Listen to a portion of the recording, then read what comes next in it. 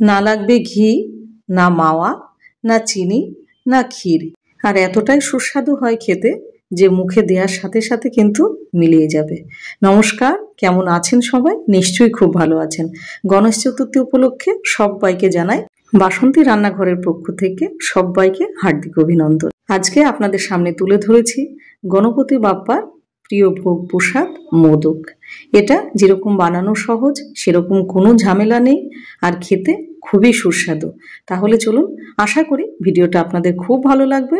আর ভালো লাগলে অবশ্যই আমার পাশে থাকবেন। আর যারা আমার নতুন বন্ধু কিংবা যারা পুরানো বন্ধু আছে তাদেরকে অনেক শুভেচ্ছা জানাই। তাহলে চলুন আজকে রেসিপি শুরু করা যাক। হাতে গোনা কয়েকটা জিনিস ঘরে থাকলে সুস্বাদু মোদক আপনি নিজেই বানিয়ে নিতে পারবেন। প্রথমে নিয়ে নিয়েছি এখানে 200 গ্রাম চীনাবাদাম। আর বাদামটাকে ভালোভাবে পরিষ্কার করে নিতে হবে যাতে কোনো রকম নোংরা না থাকে। আর নিয়েছি এখানে কোকোনাট পাউডার। এখানে 150 গ্রাম কোকোনাট পাউডার আছে। যদি আপনাদের কাছে না থাকে সেক্ষেত্রে ফ্রেশ কোকোনাটও ব্যবহার করতে পারেন। আর এখানে নিয়েছি 150 গ্রাম দেশি খান্ড। যদি আপনাদের কাছে এটা না থাকে তাহলে এটার পরিবর্তে আপনারা এই পরিমাণ চিনি ব্যবহার করতে পারবেন। এবার মোদকের ভিতরে একটা পুর তৈরি করতে হবে। সেই পুরে কি কি লাগছে একবার দেখিয়ে দেবো।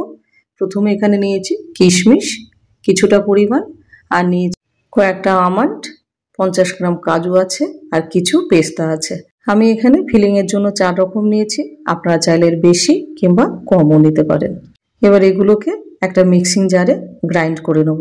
পালস মোডে গ্রাইন্ড করতে হবে। এর মধ্যে দিয়ে দিলাম 3খানা এলাচ।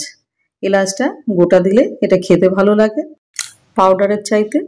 এবার এটাকে গ্রাইন্ড করে নেব। গ্রাইন্ড করা হয়ে গেছে। আর এটা বেশি মিহি করবেন না।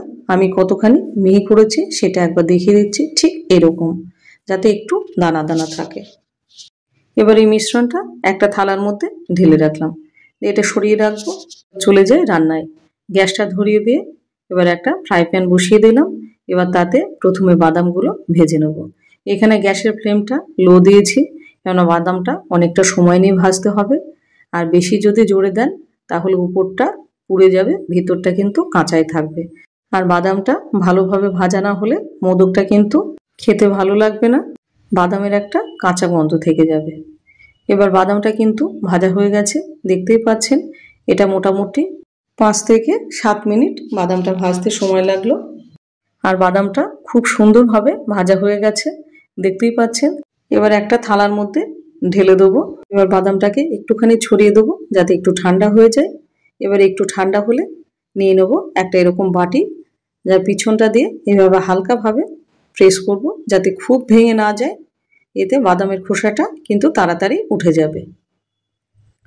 আর এটা একটু ঠান্ডা হলে তবেই করবেন, না হলে কিন্তু বাদামের খোসাগুলো ভালোভাবে উঠতে চাইবে না। এবার এটা হালকাভাবে এভাবে প্রেস করে নিতে হবে। বাদামের খোসাগুলো ভালোভাবে পরিষ্কার করে নিলাম। আর 2-1টা আছে, ওতে অসুবিধা হবে না। এবার এটাকে গ্রাইন্ড করে নিতে হবে পালস মোডে। এবার একটা মিক্সিং জারের মধ্যে বাদামটা ঢেলে দেবো। আর আপনাদের হাতে যদি সময় কম থাকে সেক্ষেত্রে আপনি ছাড়ানো বাদাম কিনেও নিয়ে আসতে পারেন, তবে ঘরে টাটকা ভাজাটা বেশি ভালো হয় মোদকটা খেতে। এবার এটা গ্রাইন্ড করে নেব। আর গ্রাইন্ড করার সময় খেয়াল রাখতে হবে কোনোভাবে যেন বাদামের গুঁড়োটা বেশি মিহি না হয়ে যায়। কীরকম হয়েছে সেটা একবার দেখিয়ে দিচ্ছি। আর বাদামের গুঁড়োটা এরকম দানাদার থাকলে মোদকটা কিন্তু বেশি ভালো লাগবে খেতে। দেখতেই পাচ্ছেন কতখানি মিহি করেছি আমি। এবার এটাকে একটা থালার মধ্যে ঢেলে রাখবো। এবার ওই প্যানেই দিয়ে দিলাম কোকোনাট পাউডারটা। এবার কোকোনাট পাউডারটা গ্যাসের ফ্লেমটা লো রেখে মিনিট 5 ভেজে নেব। আর কোনোভাবে যেন এটা পুড়ে না যায় কিংবা লাল না হয়ে যায় সেটা খেয়াল রাখতে হবে। খানিকটা ভাজা হয়ে গেলে দিয়ে দেবো 1 চামচ বাটার। এবার বাটারটা দিয়ে এবার এটা যতক্ষণ না একটা সুন্দর গন্ধ বেরোচ্ছে ততক্ষণ এটা নাড়তে থাকতে হবে। এটা ভাজা হয়ে গেছে আর দেখতেই পাচ্ছেন একটু কালার চেঞ্জ হয়নি, আর এটা পুড়েও যায়নি। আর এটা দিয়ে ভীষণ মিষ্টি একটা গন্ধ বেরোচ্ছে, খুব সুন্দর। এবার এটা নামিয়ে দেবো। এবার এটা ঢেলে দিলাম, একই প্লেটের মধ্যে ঢালবো, কারণ যেহেতু এটা মাখা হবে। আর কত সুন্দরভাবে ভাজা হয়েছে দেখে নিন একবার। এবার দিয়ে দেবো এর মধ্যে 50 গ্রাম মতো গুঁড়ো দুধ। যেটা আপনার হাতের কাছে আছে সেটাই নেবেন। এবারে দিয়ে দিতে হবে দেশি খান্ডটা, তার বদলে চিনি ব্যবহার করতে পারেন আপনারা। আর এটা মাখার জন্য আমি এখানে হাফ বাটি দুধের মধ্যে 2 থেকে 3 ড্রপ এখানে ইয়েলো ফুড কালার নিয়ে নিয়েছি। এবার এটা ভালোভাবে মিশিয়ে নিতে হবে। এই মেশানোর কাজটা খুব ভালোভাবে করতে হবে যাতে কোনো রকম ভিতরে লাম্পস না থাকে এবং একে অপরের সাথে খুব ভালোভাবে মিশে যায়। ভালোভাবে মিশে গেলে মোদকটা কিন্তু ততটাই খেতে ভালো হবে। মেশানোর কাজটা ওই জন্য ভালোভাবে করতে হবে। এবার এটা মিশিয়ে নিলাম। মেশানো হয়ে গেছে, দেখতেই পাচ্ছেন খুব ভালোভাবে মেশানো হয়ে গেছে। এবার একেবারে দুধটা দেব না, অল্প অল্প করে দিয়ে এবার এটা মাখতে থাকবো। এতটা দুধ আমাদের নাও লাগতে পারে। এবার এটা মেখে নেব।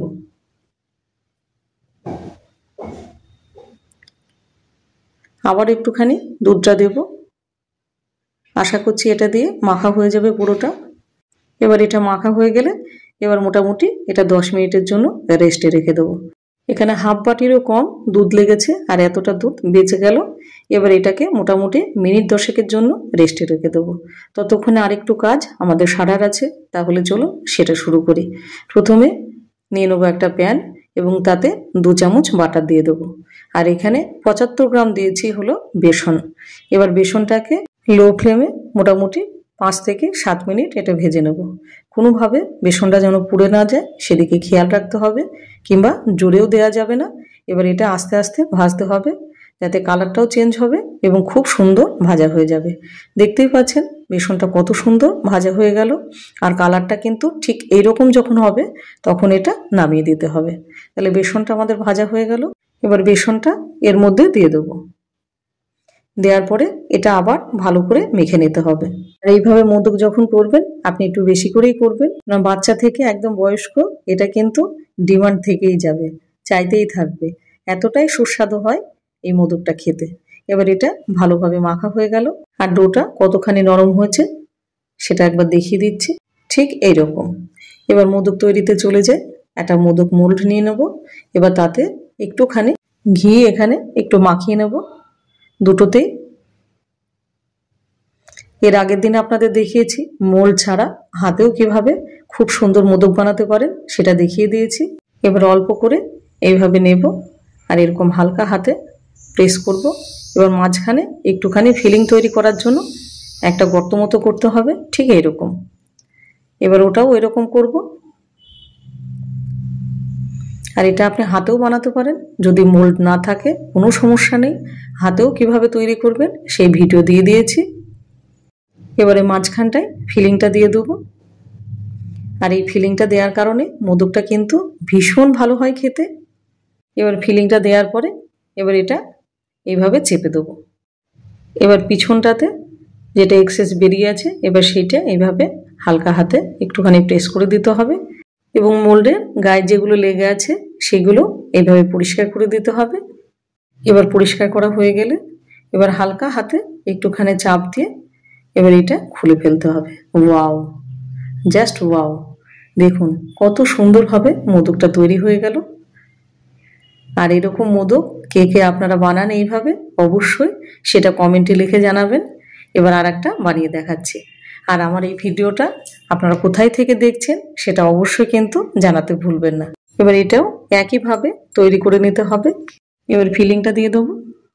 আর ফিলিংটা আপনাদের মন চাইলে অন্য কিছু দিতে পারেন, তবে একবার রিকোয়েস্ট রইল যে এইভাবে একবার বানিয়ে ঠাকুরের চরণে অর্পণ করবেন।